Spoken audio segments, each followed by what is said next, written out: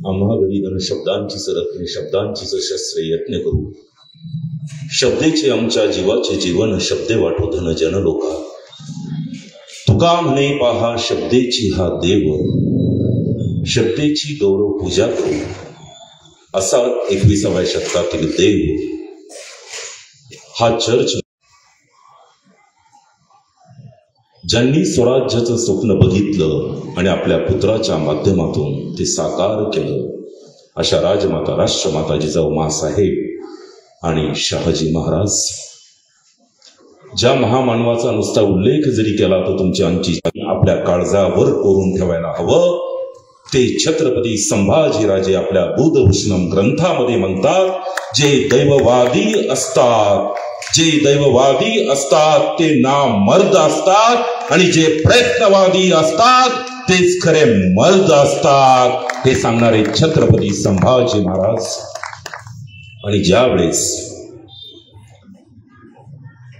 छत्रपती नाहीत, औरंगजेबाला वाटलं की आपण आता हा मराठ्यांचं राज्य सहज घेऊ, त्यावेळेस एका स्त्रीने हातात तलवार घेऊन घोड्यावर बसून औरंगजेबाशी संघर्ष केला आणि औरंगजेबाची कबर इथं छत्रपती संभाजीनगरच्या बाजूला खुलताबाद मध्ये तिथे तयार करावी लागली. म्हणजे औरंगजेब इथे येऊन सुद्धा दक्षिणेत उतरूनही तो मराठ्यांचं राज्य बुडवू शकलं नाही. ते फक्त एका महिलेमुळे. म्हणजे एक महिला काय करू शकते, आणि ती महिला, तिच्याबद्दल म्हटलं जातं, दिल्ली झाली दीनवाणी, दिल्ली शाचं गेलं पाणी, भद्रकाली कोपली रामराणी ताराराणी. त्या ताराराणी माँसाहेब.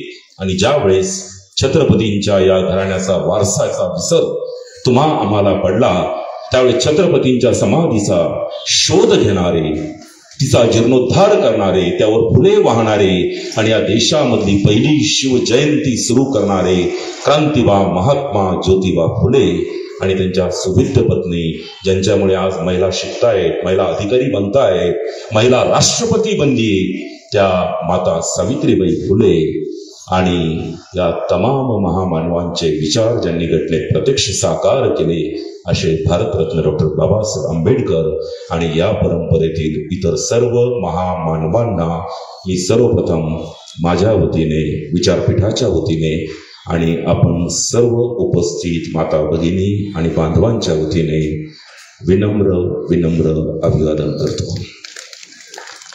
खरं म्हणजे स्टेजवरल्या प्रत्येकाचं नाव मी घेत नाही आता, कारण तुम्हाला सगळ्यांना नावं माहीत झाली.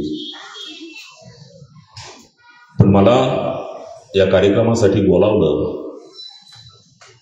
खरं तर सध्याचे दिवस असे असतात की आम्ही क्लासेस चालवतो, त्याच्यामुळे कसं की जे विद्यार्थी असतील 11वी-12वी त्यांना माहिती आहे, काही प्रॅक्टिकल चालू आहे, काही पेपर चालू आहे, सगळी धावपळ चालू आहे, जाहिरात चालू आहे.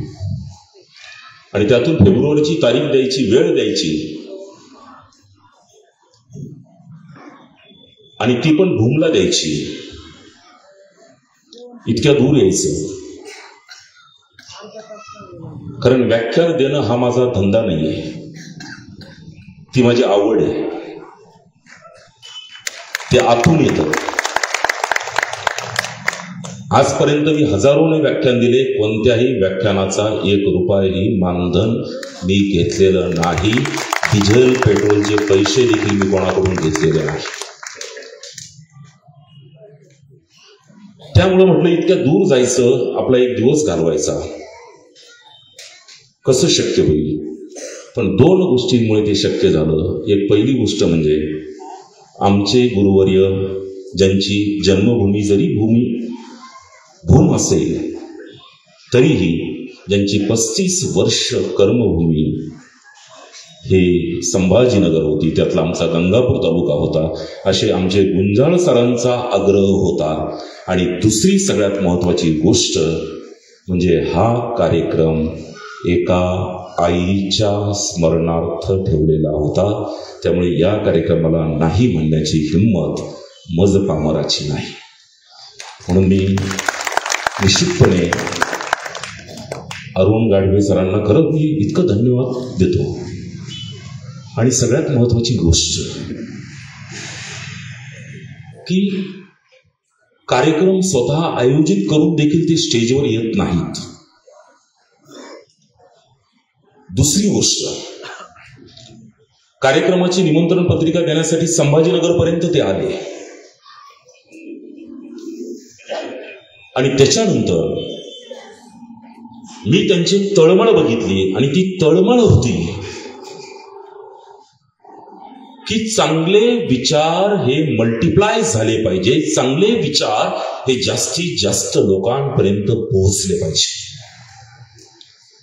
असं म्हणतात की एका वर्षाची तयारी करायची असेल तर धान्य पेरा,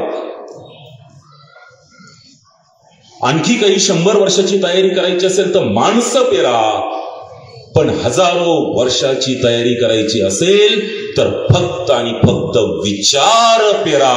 हे विचार पेरण्याचं काम त्यांनी केलं. त्याबद्दल मला वाटतं एकदा जोरदार टाळ्यांच्या कडकडाटामध्ये आपण त्यांचं संयोजक पूर्ण समितीचं अभिनंदन करूया. मला त्यांनी विषय विचारला, सर कोणता विषय पाहिजे? म्हटलं कोणताही द्या, कारण मला स्वतःला आवड आहे बोलण्याची आणि मला असं वाटतं की नवीन विषय मिळाला तर आपण त्याचा अभ्यास करतो आणि आपण त्या चरित्राच्या सोबत जातो, सहवासात जातो. पण मग त्यांनी मला सांगितलं की तुकाराम महाराजांवर सर तुम्ही बोला. म्हटलं ठीक आहे, काही हरकत नाही, तो माझ्या आवडीचा विषय.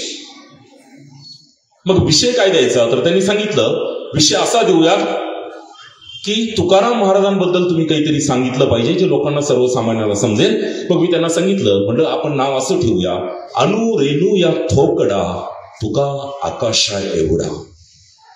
तुकाराम महाराज छोटे झाले, सूक्ष्म झाले तर किती होतील? तर अणु रेणू इतके छोटे होतील, म्हणजे ॲटम इतके छोटे होतील. आणि मोठे झाले तर तुका आकाशा एवढा, म्हणजे तुकाराम महाराज एवढे विशाल होतील की पूर्ण पृथ्वी व्यापतील, आकाशा एवढे मोठे होतील. सूक्ष्मपणात पण ताकद असते. अणु म्हणजे ॲटम असतो, ॲटम बॉम्बची ताकद तुम्हाला माहिती आहे. म्हणून तुकाराम महाराज या पृथ्वी तलावर झालेल्या संत माळेतील असे संत आहे की ज्यांचे विचार आज प्रत्येक माणसाला आज 21व्या शतकात देखील समजावून घेण्याची गरज आहे. आणि ज्याने तुकाराम महाराजांचे विचार समजावून घेतले त्याच्या आयुष्याचं सोनं भरत झाल्याशिवाय राहणार नाही, हे ह्या निमित्ताने मला सांगायचंय. बांधवांनो, कोणाकोणाला तुकाराम महाराज कळाले? कोणी तुकोबारायांचा अभ्यास केला? तुकोबारायांचा अभ्यास केला तो महात्मा फुलेंनी. महात्मा फुलेंनी तुकारामांचा अभ्यास केला. अभ्यास केल्यानंतर तुकारामांसारखे अभंग त्यांनी अखंड नावाने लिहिले, हे तुम्ही लक्षात घ्यायला पाहिजे. महात्मा फुलेंनी गुरुस्थानी मानलं तुकोबारायांना. त्यानंतर अभ्यास कोणी केला? शाहू महाराजांनी. ज्यावेळेस वेदोक्त प्रकरणामध्ये शाहू महाराजांवर आरोप झाले तर शाहू महाराज भीतीत झाले. शाहू महाराजांना प्रचंड राग आला आणि त्यांना असं वाटलं की काय करू आणि काय नाही करू. पण त्यावेळेस त्यांनी वाचलं, त्यांना कुंडी म्हणून सांगितलं गेलं. त्यांना सांगितलं तुमची पूजा केल्या जाऊ शकत नाही, तुमच्यासाठी वेदोक्त मंत्र म्हटल्या जाऊ शकत नाही, पुराणोक्त मंत्र म्हटल्या जाईल. त्यांना वाटलं मी एवढा छत्रपती असून, क्षत्रिय असून माझं असं का? त्यावेळेस तुकाराम महाराजांची गाथा वाचली, एक अभंग वाचला आणि तो होता, बरे झालो देवा कुणबी केलो, नाही तरी दंभेची असतो मेलो. अरे बरं झालं मला कुणबी केलं, नाही तर मला जर काही उच्च वर्णामध्ये जन्म घातला असता तर मी दंभानेच मेलो असतो, अहंकारानेच मेलो असतो. असं जगद्गुरु तुकोबारायांचा अभंग वाचला आणि शाहू महाराज शांत झाले आणि ते शांतपणे पुढचे अभंग वाचायला लागले. वाचता वाचता एका अभंगापर्यंत पोहोचले. तो अभंग होता, जे का रंजले गांजले त्यासी म्हणे जो आपुले, तोची साधू ओळखावा देव तेथेची जाणावा. आणि मग त्या संस्थानिक छत्रपती असलेल्या शाहू महाराजांना आपलं पुढचं आयुष्य कशासाठी जगायचंय याचा मंत्र सापडला आणि त्यांनी ठरवलं की जगद्गुरूंनी सांगितल्याप्रमाणे जे रंजले गांजले आहे त्यांची सेवा करण्यासाठी जगायचं. आणि त्यामुळे त्यांनी आयुष्यभर रंजल्या गांजल्यांची सेवा केली. आणि या सगळ्या रंजल्या गांजल्यांना 26 जुलै 1902 ला या देशातील पहिलं आरक्षण लागू करणारे राजर्षी शाहू छत्रपती ठरले. हे आम्हाला माहित असलं पाहिजे. आणि हे आरक्षण फक्त उच्चवर्णीय 4-5 जाती सोडून प्रत्येक जातीला शाहू महाराजांनी लागू केलं. म्हणजे शाहू महाराज जे संस्थानिक छत्रपती होते ते राजर्षी पर्यंत पोहोचले ते फक्त जगद्गुरु तुकोबारायांच्या अभंगांमुळे. एवढंच कशाला डॉक्टर बाबासाहेब आंबेडकर आपल्या मूक नायक नामाच्या पाक्षिकाच्या वर तुकोबारायांचा अभंग लिहायचे आणि तो अभंग होता, नाही जगी कोणी मुकियाचा जाण, सार्थक लाजून नव्हे हित. हा अभंग पाक्षिकावर लिहिणारे बाबासाहेब होते. एवढंच नाही तर बाबासाहेबांना ज्यावेळेस विचारलं गेलं, बाबासाहेबांना विचारलं की तुम्हाला गांधींची अहिंसा मान्य आहे का, तर बाबासाहेबांनी सांगितलं, मला गांधींची अहिंसा मान्य नाही, मला जगद्गुरु तुकोबारायांची अहिंसा मान्य आहे. आणि ती कोणती, तर दया तिचे नाव भूताचे पालन आणि निर्दालन कंटकाचे. म्हणजे चांगल्याचं संरक्षण करा आणि कंटकाचा समाचार घ्या. जे आपण खल निग्रहण आहे, आता इथे तर तुमचा मंत्र जो आहे तो सुद्धा जगद्गुरु तुकोबारायांच्या वाक्यावरचा आहे, सज्जनाचं रक्षण करा, दया तिचे नाव भूतांचे पालन आणि निर्दालन कंटकाचे. हे तुम्ही आम्ही लक्षात घेतलं पाहिजे. एवढंच कशाला बाबासाहेबांना ज्यावेळेस विचारलं गेलं की तुम्हाला मराठी मधल्या पुस्तकांबद्दल काय वाटतं, त्यावेळेस बाबासाहेबांनी सांगितलं की मराठी मधली सगळी पुस्तकं अरबी समुद्रात टाकून दिली तर चालेल. पुस्तकप्रेमी बाबासाहेब असे म्हणतात. कारण बाबासाहेबांना ज्यावेळेस विचारलं गेलं त्यावेळेस त्यांनी सांगितलं होतं, माझ्या ग्रंथालयाला जर कोणी हात लावला तर मी ते हात कलम करीन. एवढं पुस्तकप्रेमी असलेले बाबासाहेब, ते बाबासाहेब म्हणतात की मराठीतली सगळी पुस्तकं अरबी समुद्रात टाकली तरी चालतील, फक्त 2 पुस्तकं सोडून, एक जगद्गुरु तुकोबारायांची गाथा आणि एक ज्ञानेश्वरांची ज्ञानेश्वरी. हे 2 पुस्तकं सोडून सगळी पुस्तकं जरी अरबी समुद्रात बुडवली तर मला वाईट वाटणार नाही, हे बाबासाहेब सांगतात. एवढंच कशाला, त्याच्या पुढे जर आपण गेलो तर आपल्या लक्षात येतं की जे तुकडोजी महाराजांनी अभंग लिहिलेला आहे, संत मुकुटमणी तुकाराम, संत मुकुटमणी तुकाराम जयांनी अभंग कथिले अति सुगम, मार्ग केला व्यवहारक्षम भोळ्या भाबड्या जनासाठी.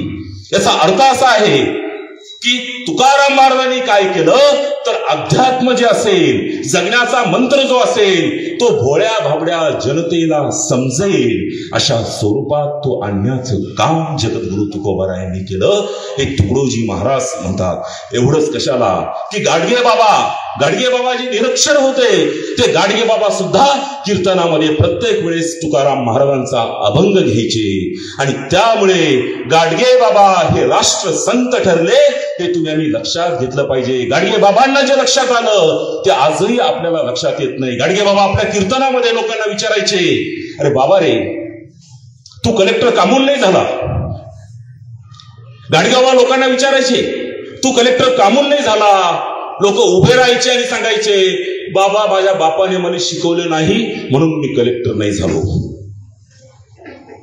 गाडगे बाबा ते ऐकल्यानंतर सांगायचे, गाडगे बाबा म्हणायचे, अरे तुला तुझ्या बापाने नाही शिकवलं म्हणून तुला कलेक्टर नाही होता आलं, पण तू तुझ्या लेकराने शिकव, त्याला कलेक्टर बनव आणि तू कलेक्टरचा बाप बन. हे सांगणारे गाडगे बाबा तुमच्या आमच्यापर्यंत जे पोहोचले ते तुकाराम महाराजांचे विचार आहे. हे आपल्याला लक्षात आलं पाहिजे. त्याच्याही पुढे जाऊन तुम्ही आम्ही जर लक्षात घेतलं तर अगदी भालचंद्र नेमाडे हे सुद्धा म्हणतात की मराठी भाषा जर त्यातून तुकाराम महाराजांची गाथा काढून टाकली तर ती वांज स्त्री सारखी आहे. हे कोण सांगतं? हे भालचंद्र नेमाडे सांगतात. हे तुम्ही आम्ही लक्षात घेतलं पाहिजे. आणि याच्या पुढे जाऊन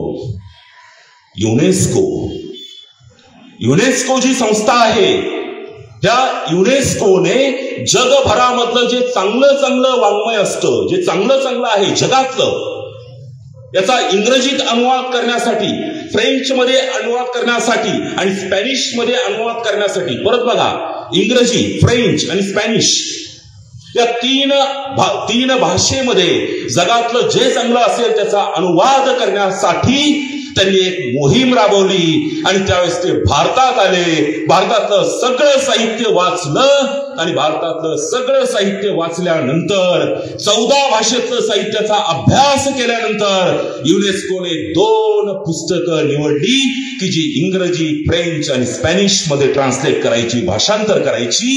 ती 2 पुस्तकं देखील 30 पुस्तकं होती. एक जगद्गुरु तुकोबारायांची गाथा आणि एक संत ज्ञानेश्वरांची ज्ञानेश्वरी. हे आम्हाला लक्षात असलं पाहिजे. आणि ते पुस्तक आपल्या घरात नाहीये, ते पुस्तक आपण वाचत नाहीये. तुका आकाशा एवढा मी यासाठी म्हणेल की इतकं ज्याला तुकाराम महाराज समजले ते राजर्षी झाले, ज्यांना तुकाराम महाराज समजलं ते भारतरत्न झाले, विश्वरत्न झाले, ज्यांना तुकाराम महाराज समजले ते महात्मा झाले.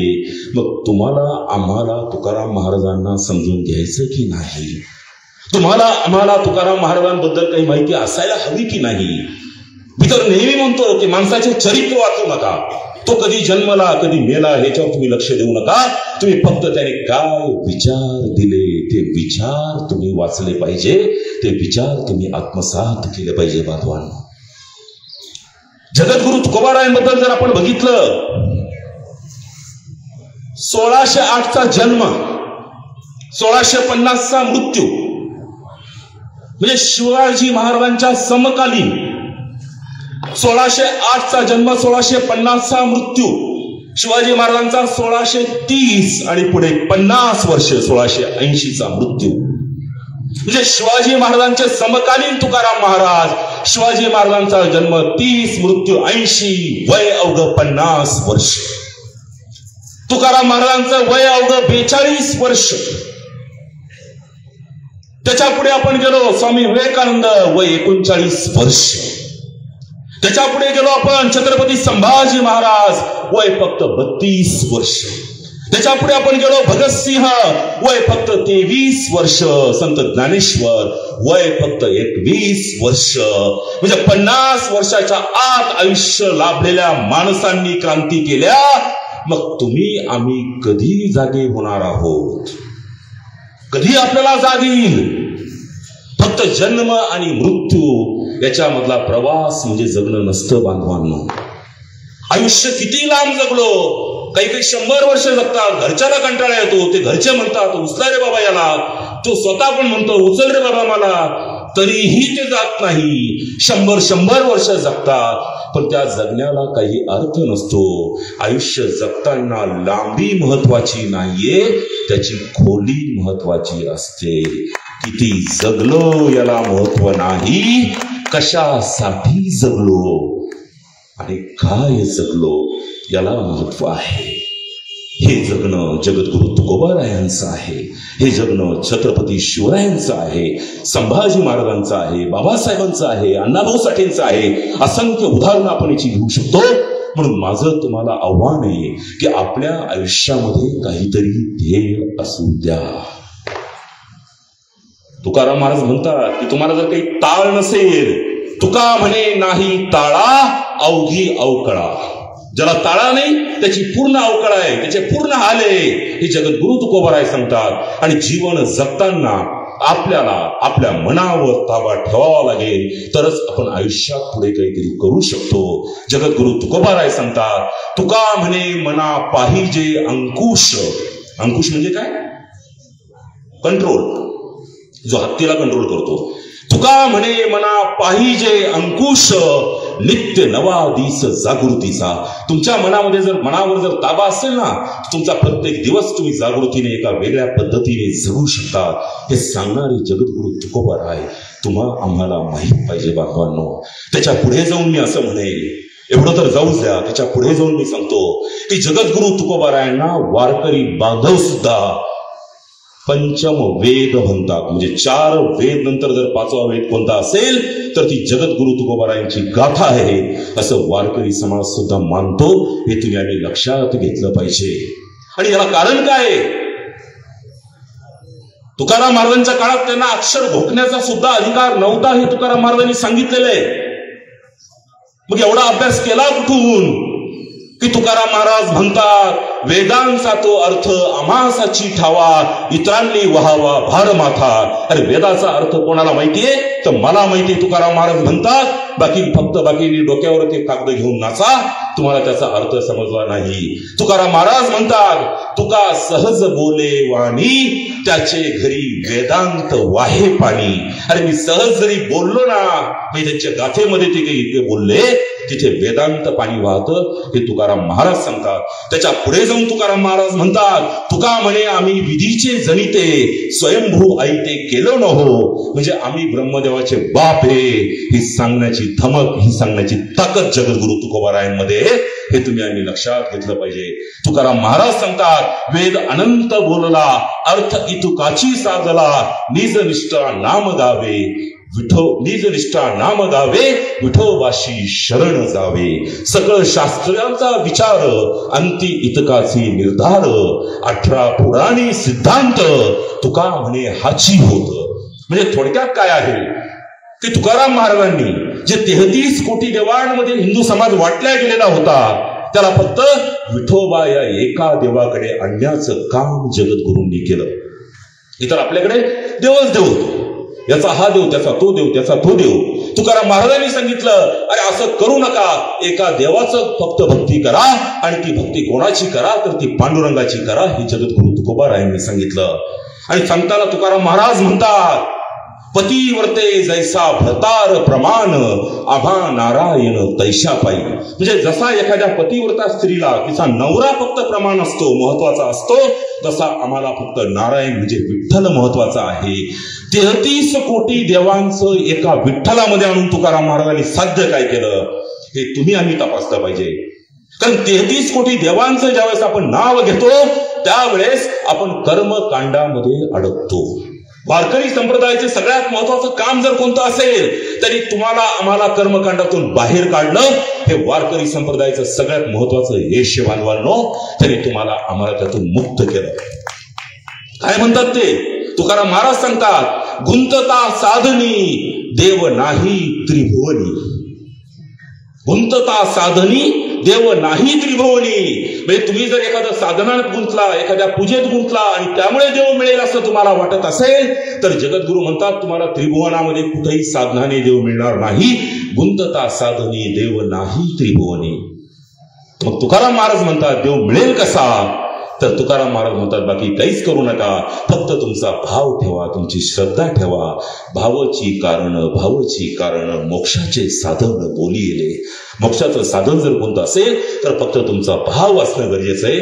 तुम्ही किती सत्यनारायण घालता, किती प्रसाद खाऊ घालता, आणि किती पूजा करता, किती तूप यज्ञामध्ये टाकता, याला महत्व नाही, हे मी नाही, हे जगद्गुरु तुकोबाराय सांगतात. आणि म्हणून विठ्ठलाकडे जर तुम्ही बघितलं असेल तर नवस बोलण्याची प्रथा नाही वारकऱ्यांमध्ये. तुम्हाला माहित असेल तिथे पैसे ठेवण्याची पण प्रथा नव्हती, आता नंतर लोकांनी सुरू केली.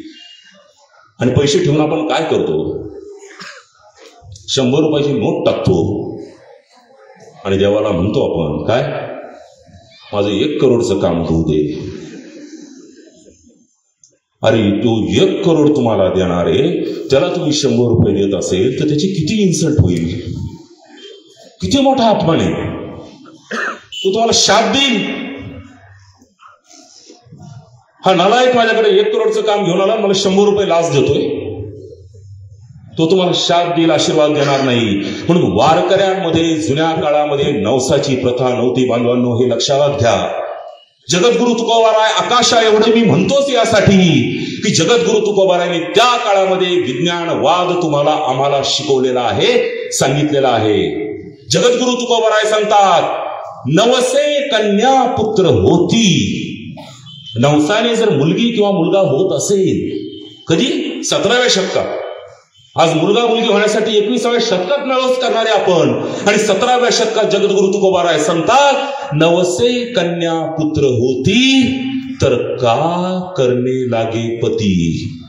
नवसाने जर मुलगा मुलगी होत असेल तर लग्न करण्याची गरजच नाही, फक्त नवस करा आणि मुलगा मुलगी होईल. हे विज्ञान 17व्या शतकात जगद्गुरूंनी सांगितलं. 21व्या शतकात आपण मात्र पुन्हा त्या 17व्या शतकाच्या पहिल्या काळात जाऊन बसलो. म्हणून गाथा वाचणं, गाथेचा अभ्यास करणं बांधवांनो हे सगळ्यात महत्वाचं आहे. जगद्गुरु तुकोबारायांनी 33 कोटीचा जो देव आहे, 33 कोटी देव एका विठ्ठलात आणले. विठ्ठलात आणल्यानंतर त्या विठ्ठलापासून काढून त्यांनी ते 33 कोटी देव जे आहेत ते सर्वसामान्यामध्ये आणले. त्यांनी सांगितलं, जे का रंजले गांजले त्यासी म्हणे जो आपुले, तोची साधू ओळखावा देव तेथेची जाणावा. देव कोणामध्ये जाणार? जे रंजले गांजले असेल, त्यांची सेवा करणारा तो खरा साधू, त्याच्या ठिकाणी देव. आज आपल्याला एकतरी महाराज किंवा एकतरी साधू किंवा एकतरी बाई किंवा एकतरी अम्मा अशी दिसते का? रंजल्या गांजल्याची गरीबाची सेवा करणारी. त्यांच्या सेवा करायला शिफ्ट मध्ये लोक असतात. 4 घंटे हे, त्याच्यानंतर 4 घंटे हे, 4 घंटे हे. म्हणजे तुकाराम महाराज इतकं म्हणतात, इथे मी बोलू शकत नाही काही माता भगिनी, इतकं काही काही सांगितलेलं आहे त्यांनी, इतके फटके मारलेले आहेत तुकाराम महाराजांनी. एक करती गुरु गुरु भोवती भारू शिष्याचा, पूस नाही पायचारी मनुष्य परी कुत्री ती.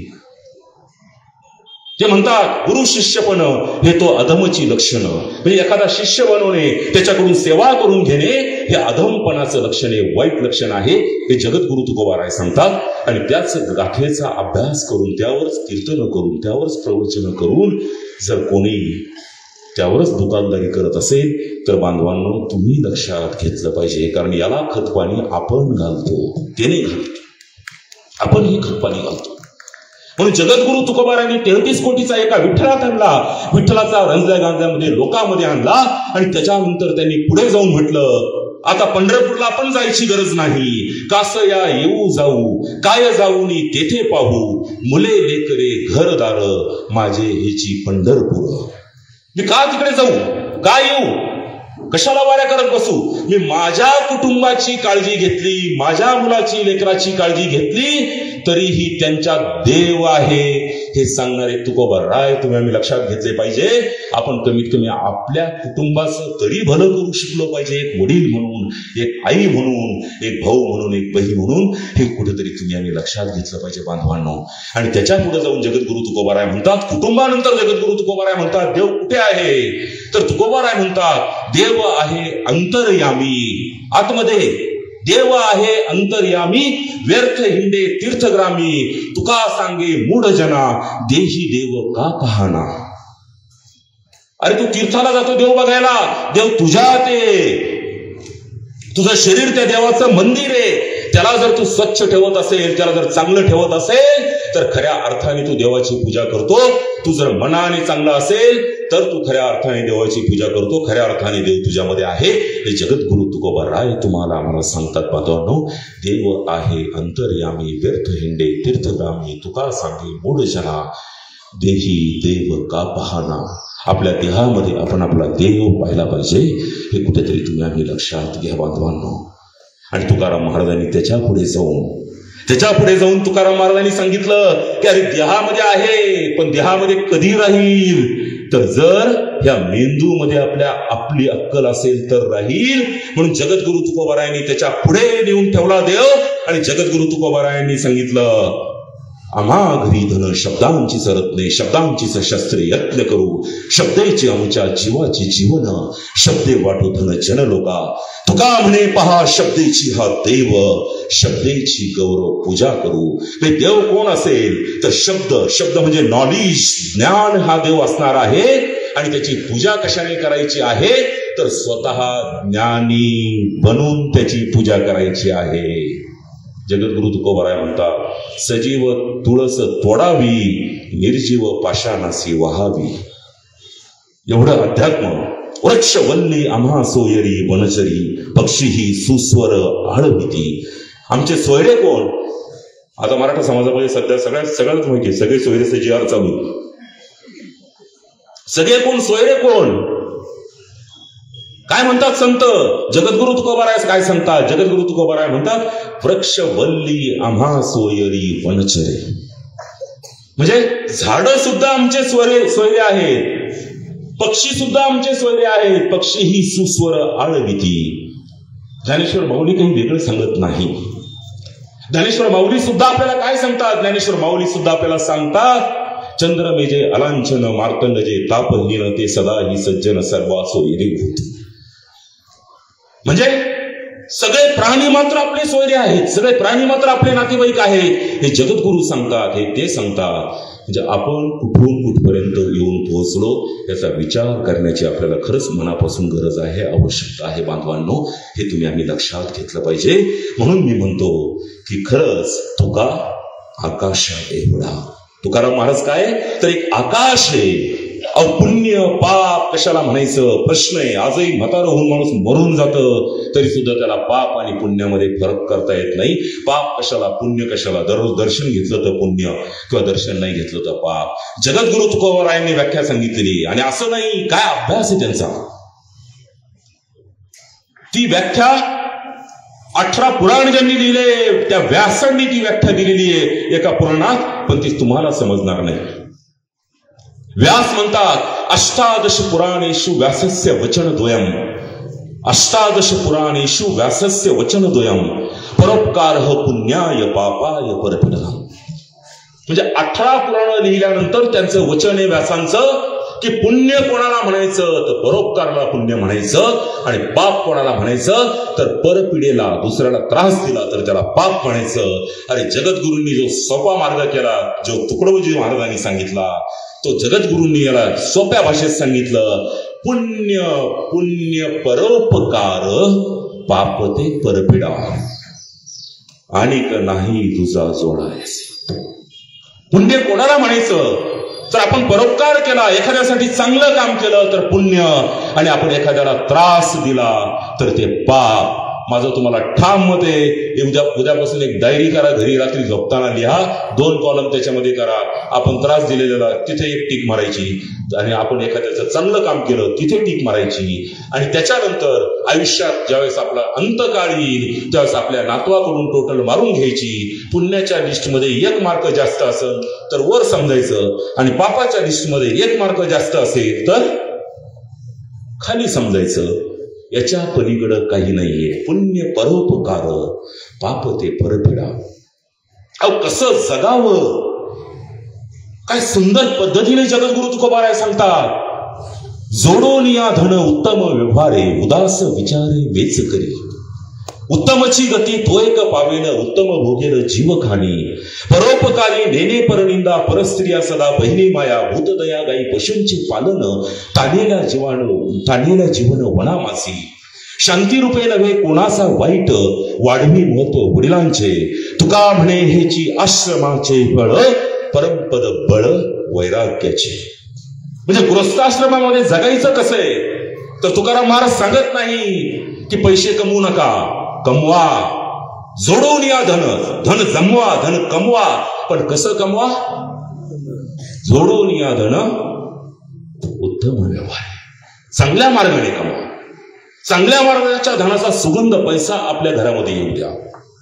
तुकाराम महाराज त्याच्यामध्ये सगळं काही आपल्याला सांगतात, आणि ते सांगतात की गृहस्थाश्रमामध्ये जगण्यासाठी जे काही आहे ही आचारसंहिता आहे. हे आपल्या गृहस्थाश्रमामध्ये जगण्याचं, आपल्या वैवाहिक जीवनामध्ये जगण्याचं संविधान म्हणजे जोडून या धन हा जगद्गुरु तुकोबारायांचा अभंग आहे. असं म्हणलं तर वावगं ठरायला नको, हे तुम्ही आम्ही लक्षात घेतलं पाहिजे. काय महती आहे, कसं जगावं. त्याच्या पुढे जाऊन जगद्गुरु तुकोबाराय टाइम मॅनेजमेंट बद्दल आपण ऐकतो, इकडे तिकडे तिकडे तिकडे तिकडे टाइम मॅनेजमेंट बद्दल इतकं बोललं होतं, इतक्या मिली सेकंदने हे झाला तो झाला, हा याच्यामध्ये हरला वगैरे, हे मुलींना आहेत त्याला माहिती असेल सगळं, ते जिंकला हरला इतका फरक पडला. अरे जगद्गुरु तुकोबारायांनी सांगितलं, मडे झाकून या करीती पेरणी कुणबियाचे वाणी लवलाही. या परी करी सोहित आपुले जयासी फावले नरदेह. ओटी परिस मुठीचे ते वाढे त्या परी कैवाडे सोहिताचे. नाही काळ सत्ता आपुले हाती जाणते हे गुंते उगविती. तुका म्हणे पाहे आपुली सूचना करीतो शहाणा मृत्यू लोकी. आता मी ह्या अभंगाचा तुम्हाला अर्थ सांगतो. तुकाराम महाराज म्हणतात कुणबी म्हणजे शेतकरी. शेतकऱ्यांची अवस्था कशी आहे तुकाराम महाराज सांगतात. वेळेचं महत्व समजावून घ्या. शेतकऱ्यांची अवस्था कशी आहे तर तुकाराम महाराज म्हणतात मडे झाकून या करती पेरणी. पेरणीची वेळ जर झाली आणि घरात मड असेल तर मड झाकतो, पहिले पेरून येतो, मग नंतर मड्याला घराच्या बाहेर काढावं लागतं. कारण एकदा जर पाऊस पडला तर वापसा येईपर्यंत सगळं पुढे ते पीक मागे राहतं. त्याच्या पुढे जाऊन त्यांनी सांगितलं ओटी परीस मुठीचे ते वाढे. या परी कैवाडे सोहताचे, ओटी परीस मुठीचे ते वाडे. याचा अर्थ ज्यावेळेस माणूस पेरायला जातो त्यावेळेस जे कोणी शेतकरी आहेत त्यांना माहिती असेल किंवा मुलांनी लक्षात घ्या, तर त्यावेळेस त्याच्याकडे पिशवी असते, त्याला त्याची ओटी म्हणायचं. त्या ओटीतलं तो मुठीत घेतो आणि मुठीतलं ते चाड ज्याला म्हणतो आपण पेरण्याच्या यंत्राचं, तर त्याच्यामध्ये तो सोडत असतो. ओटी परीस मुठीचे ते वाढे. टाइम मॅनेजमेंटचा मंत्र बघा, मुठीचे ते वाढे. याचा अर्थ जर समजा काही कारणास्तव तो पेरणीचं काही मोडलं, एखादा बैल बसला, काही झालं, पाऊस सुरू झाला, तरी सुद्धा काय होतं, जे मुठीत घेतलेलं असतं तेवढं तो टाकून शेतकरी मोकळा होतो, त्याचा प्रवास पुढे सुरू होतो आणि ओटीतलं तो घरी घेऊन जातो. कधी वापसा येईल, काय होईल आणि ते किती मागे राहील सांगता येणार नाही. म्हणून ओटी आणि मुठी मधला जो फरक आहे हा खरा टाइम मॅनेजमेंटचा मंत्र आहे बांधवांनो, हे तुम्ही लक्षात घ्या. आणि तो 17व्या शतकामध्ये जगद्गुरु तुकोबारायांनी म्हटलेला आहे. सगळं कळत होतं त्यांना. तुकाराम महाराज म्हणतात लोकांना सांगून काही उपयोग नाहीये. असे फटकाऱ्याने अभंग आहेत. तुकाराम महाराजांच्या अभंगाच्या 2 खास गोष्टी आहे. ते माय असते, आई असते, आईच्या प्रेमानं ते गोंजरतात पण, आणि बापाच्या शिस्तीने फटकारतात पण. प्रत्येक अभंगामध्ये जर बघितलं तुम्हाला तुकाराम महाराजांच्या, तर फटकारलेलं पण दिसल आणि गोंजरलेलं पण दिसेल. जगद्गुरु तुकोबाराय सांगतात, पाप तुमचं पाप कसं, जगद्गुरु तुकोबाराय म्हणतात, मन जाणे पापा. आपण जे पाप करतो हे आपला शेजारी सांगू शकत नाही,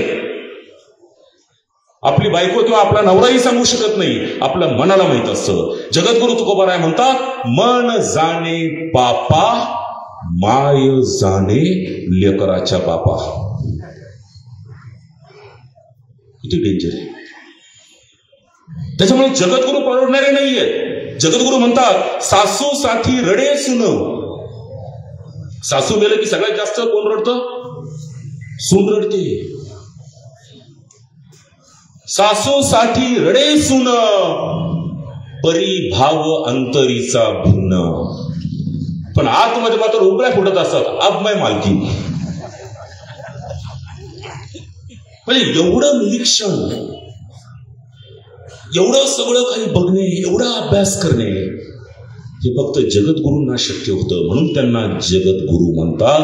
म्हणून त्यांना आकाशा एवढं आपण म्हणतो. हे तुम्ही आम्ही बांधवांनो या निमित्ताने लक्षात घ्या. आनंद कुठे, जीवन कसं जगावं, एक गोष्ट या निमित्ताने मी सांगू इच्छितो तुम्हाला. असं म्हणतात, गोष्ट इथे अर्थात, की समुद्र मंथन झालं आणि त्याच्यानंतर सगळ्यात शेवटी जर काय निघाला असेल तर ते आनंद निघाला, हॅपीनेस. आणि मग तो आनंद निघाला आणि मग तो आनंद असा ठरला की आता देवाने घेतलं, दानवाने घेतलं, माणसाला काहीतरी द्यायचं, तर म्हणजे माणसाला हे फक्त आनंद देऊन टाकू. पण आनंद देऊन टाकू म्हटल्याबरोबर सगळ्या देवांनी मिटिंग घेतली आणि त्यांनी ठरवलं, नाही म्हणजे माणसाला जर एकदा त्याला पाहिजे तो आनंद जर मिळाला तर तो आपली पूजा करणंच कशाला म्हणून. उद्या आपल्याला विचारणार नाही, नाही आनंद द्यायचा नाही म्हणूया. मग ब्रह्मदेव म्हणे पण आता नाही जरी दिला तर हा लपून कुठे ठेवायचा. मग बऱ्याच गोष्टी सुरू झाल्या. काही म्हणले पाताळात नेऊन ठेवा त्याला, काही म्हणले समुद्राच्या तळात नेऊन ठेवा, काही म्हणले आकाशात नेऊन ठेवा. पण शंकर भगवान म्हणले नाही नाही, माणूस लय हुशारी म्हणे, तो समुद्राच्या तळ्याला जाईल, तो पाताळात जाईल, तो आकाशाचा ठाव घेईल, चंद्रावर जाईल, पुढे जरी ठेवलं तर तो आनंद शोधून आणेल आणि त्याच्यामुळे तो तुम्हाला विचारणार नाही, आम्हाला विचारणार नाही. मग काय करायचं? सगळे मिळून गणपतीकडे गेले. मग गणपतीने सांगितलं, माझ्याकडे एक जागा अशी आहे की तिथं जर तो आनंद ठेवला तर त्या माणसाला कधीच मिळणार नाही. आणि मग तो आनंद तिथे ठेवण्यात आला. तो कुठे ठेवण्यात आला तर तो माणसाच्या आतमध्येच ठेवण्यात आला. कारण गणपती म्हणे माणूस समुद्राचा ठाव घेईल, माणूस आकाशावर जाईल, चंद्रावर जाईल, सगळीकडे जाईल, पण स्वतःच्या आत डोकावून बघणार नाही आणि त्यामुळे त्याला आनंद मिळणार नाही. हे तुम्ही लक्षात घ्या. म्हणून जगद्गुरु तुकोबाराय सांगतात, अरे बाकीच्या सगळ्या गोष्टी सोडून द्या, मन करा रे प्रसन्न, सर्व सिद्धीचे कारण, आनंदाचे डोही आनंदी तरंग, आनंदीचे. आपण ते सोडून देतो. आपल्याला ते जीवन जगण्यात आपलं फक्त आज पैशाच्या मागे आपण धावतोय. जगद्गुरु सांगतात ते आम्ही का लक्षात घेत नाही. जगद्गुरु म्हणतात धन मिळविले कोटी कोटी. किती पैसे कमवले? कोट्यानं. धन मिळविले कोटी कोटी, संगेन येरे लंगोटी. काय घेऊन जातो तू? कोटी कोटी कोटी कमवून लंगोटी सुद्धा बरोबर जात नाही, इथंच तुझ्या बरोबर जाळल्या जाते. हे जगद्गुरु तुकोबाराय तुम्हाला आम्हाला सावध करतात, मृत्यू लोकांमधली सूचना आपल्याला देतात. पण आपला प्रॉब्लेम हा आहे की आपण तुकाराम महाराजांची गाथा आणत नाही, आणली तर वाचत नाही, आणि वाचली तर त्यापासून काही शिकत नाही, आणि त्यामुळे आपल्यामध्ये काही बदल होत नाही. तर बांधवांनो, मी असं म्हणतो की इतकी मोठी मोठी मंडळी जर तुकाराम महाराजांच्या गाथेबद्दल इंग्रजीमध्ये, स्पॅनिशमध्ये, फ्रेंचमध्ये जर ट्रान्सलेशन करून बाहेरची लोक वाचत असेल तर आहे किती किंमत गव्हर्नमेंटच्या गाथेची? 50 रुपयापासून गाथा मिळायला चालू होऊन जाते. पण मी असं म्हणेन की उलट तुम्ही मराठी अर्थासहित असलेली गाथा घ्या आणि त्या गाथेचा अभ्यास करा. तुम्हाला त्या गाथेतून सगळं काही कळेल आणि तुम्ही इतके खंबीर बनाल की तुम्हाला कोणी फसवू शकणार नाही. हे मी या स्टेजवरून तुम्हाला माझा हवाला देऊन सांगतो की तुम्हाला कोणीही फसवू शकत नाही जर तुम्ही तुकाराम महाराजांची गाथा वाचली. आणि तुमच्यावर कोणी अन्याय करू शकत नाही आणि तुम्हीही कोणावर अन्याय करू शकत नाही, हेही तुम्ही त्या निमित्ताने लक्षात घेतलं पाहिजे. आणि जगद्गुरु तुकोबाराय जे सगळ्यांसोबत आपण चांगलं जगण्याचं जे आव्हान करतात, विष्णुमय जग वैष्णवांचा धर्म, भेदाभेद भ्रम अमंगळ, कोणाही जीवाचा न घडो मत्सर, वर्म हे सर्वेश्वर पूजनाचे. तुम्ही जर कोणाबद्दल मत्सर बाळगला नाही, असूया बाळगली नाही, तर तुम्ही ईश्वराचं पूजन करत आहात असं जगद्गुरु तुकोबाराय म्हणतात. पण आपल्याला मत्सर, द्वेष, असूया हे आपलं जात नाही आणि आपण ते पूजा करून घालवायचं बघतो. आपण त्याच्यानंतर काहीतरी समजा चंडी यज्ञ, अमुक यज्ञ, तमुक यज्ञ, त्याने ते जाईल असं म्हणतो. तसं नाही. यज्ञात काय जाळतो आपण? तांदूळ टाकतो, तूप टाकतो. तुकाराम महाराज म्हणतात, तिळ तिळ जाळीले तांदूळ, तिळ जाळला तांदूळ झाला, तिळ जाळीले तांदूळ, काम क्रोध तैसेची खळ, कारे शिनलाशी वावगा न भजता पांडुरंगा. त्याच्यापेक्षा तर पांडुरंगाचं नाव घे फक्त, बस झालं. हे बाकीचं करण्याची गरज नाही. हे जगद्गुरु तुकोबाराय बांधवानं तुमच्या आमच्यापर्यंत येऊ द्या. अत्यंत मोठं व्यक्तिमत्व. आपल्याला फक्त काय माहिती आहे की तुकाराम महाराजांबद्दल काही कोणीतरी एक महाराज येतो, काहीतरी सांगतो की त्याची बायको त्यांना मारत होते. अरे काय, कोणाला काय बोलावं आणि काय, म्हणजे आपल्या घरातल्या स्टोऱ्या दुसऱ्याच्या नावावर कशाला सांगायच्या? एवढं तर भान माणसाला पाहिजे. म्हणजे जगद्गुरु तुकोबाराय काय सन्मान होता.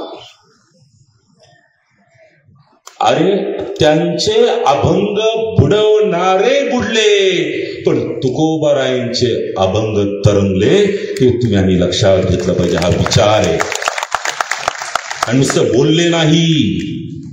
ज्यावेळेस दुष्काळ पडला, तुकाराम महाराज हे सावकार होते, ज्यावेळेस दुष्काळ पडला त्यावेळेस लोकांची गहाण खतं त्यांच्याकडे होती. ती गहाण खतं त्यांनी इंद्रायणीमध्ये डुबून टाकली. लोकांना पैसा मागितला नाही. त्यांनी सांगितलं की मला कोणाचं येणं नाही आणि कोणी माझं देणं नाही, या पद्धतीने वागणारे. म्हणून तुकाराम महाराजांचा अभंग आहे, बोले तैसा चाले त्याची, बोले तैसा चाले त्याची वंदावी नाहीये. आपल्याला इतकं बदल करून सांगितलं गेलं सगळं. बोले तैसा चाले त्याची वंदीन पाऊले. तुकाराम महाराज कधी दुसऱ्याला म्हणणार नाही की तुम्ही वंदा, मी वंदीन म्हणतो अशा माणसाची पाऊले. बोले तैसा चाले त्याची वंदीन पाऊले. आपण तुकाराम महाराजांचा आता या इतक्या वर्षामध्ये त्या वंदीनला वंदावी करून टाकलं. म्हणजे आम्ही नाही करणार, तुम्ही करा, तुम्ही वंदत बसा, आम्ही नाही म्हणणार. तर हे तुकाराम महाराज तुमच्या आमच्यापर्यंत जर पोहोचले बांधवांनो, म्हणजे मला फक्त एवढाच आग्रह आहे की इतकं गाडे सरांनी केलं. काय मात्र पितृ भक्तीबद्दल, मुलांबद्दल काय बोललेले. अरे आपुल्या हितासी असे जो जागता, धन्य माता पिता तयाची या. जो आपल्या हिताला जागृत आहे त्याचे आईवडील धन्य आहे, हे जगद्गुरु तुकोबाराय सांगतात. आणि त्याच्या पुढे जाऊन जगद्गुरु तुकोबाराय सांगतात, तुका म्हणे माय बाप अवघी दैवत. तुमची दैवत जर कोणती असतील तर तुमचे आईवडील आहे. याच्या पुढे जाऊन जगद्गुरु तुकोबाराय सांगतात, तुका म्हणे माय बाप केवळ काशी. आईवडील हे काशी आहे. तुका म्हणे माय बाप केवळ काशी, तेने न वजावे तीर्थाशी. अरे तुमच्या घरात कशी तुम्ही तीर्थयात्रा करण्याची गरज नाही, तुम्ही त्यांची काळजी घ्या. हे संस्कार आपल्याला देणारे जगद्गुरु तुकोबार आहेत. हे आपण तुम्ही आम्ही बांधवांना लक्षात घ्या. कारण शेवटी कसं आहे की पालकाला मुलांना चांगलं वागवलं पाहिजे, मुलांकडे लक्ष दिलं पाहिजे. अभ्यासाबद्दलही जगद्गुरु सांगतात, विद्यार्थ्यांबद्दलही सांगतात. असाध्य ते साध्य करिता सायास कारण अभ्यास तुका म्हणे. एखादी गोष्ट 3 पद्धतीचं गोल असतं, 3 पद्धतीचं ध्येय असतं. एक ध्येय असतं सुसाध्य, एक ध्येय असतं कष्टसाध्य आणि एक ध्येय असतं असाध्य. सुसाध्य म्हणजे काय, सहज मिळेल. असाध्य कष्टसाध्य म्हणजे काय, प्रयत्न करून मिळेल. आणि असाध्य म्हणजे प्रयत्न केल्यावर मिळणार नाही. पण जगद्गुरु त्याच्या पुढे सांगतात, ते म्हणतात असाध्य ते साध्य करिता सायास कारण अभ्यास तुका म्हणे. असाध्य साध्य होऊ शकतं, फक्त तुम्ही अभ्यास करा, तुम्ही प्रचंड मेहनत करा. हा विद्यार्थ्यांना मंत्र जगद्गुरु तुकोबारायांचा आहे. ते तुम्ही आम्ही विद्यार्थ्यांनी पण लक्षात घेतला पाहिजे. बांधवांनो, जगद्गुरु तुकोबारायांनी प्रत्येक गोष्टीवर, आयुष्याच्या प्रत्येक विषयावर लिहिलेलं आहे. किती जरी बोललो, किती जरी सांगत राहिलो तरी ते संपू शकत नाही. पण तुम्ही मुळातून वाचा, तुम्हाला निश्चित त्यातून काही ना काही चांगलं मिळेल. कारण अध्यात्म आणि प्रपंचाची खरी सांगड जर कोणी घातली असेल तर ती जगद्गुरु तुकोबारायांनी घातलेली. बांधवांनो, हे तुम्ही आम्ही लक्षात ठेवा. प्रपंचाबरोबर अध्यात्म आणि अध्यात्माबरोबर प्रपंच कसा करायचा हे तुम्ही त्या पद्धतीने जगद्गुरु तुकोबारायांच्या शिकवणीनुसार जर आचरण केलं तर निश्चितपणे आपलं आयुष्य चांगलं होईल. आपलं आयुष्य आनंदी आपल्याला जगता येईल, अधिक चांगल्या पद्धतीने आपल्याला जगता येईल. हे ह्या निमित्ताने मला सांगायचं आहे. बऱ्याचशा गोष्टी बोलण्यासारख्या, पण मला असं वाटतं की आता थांबणं योग्य राहील, तर मी थांबतो.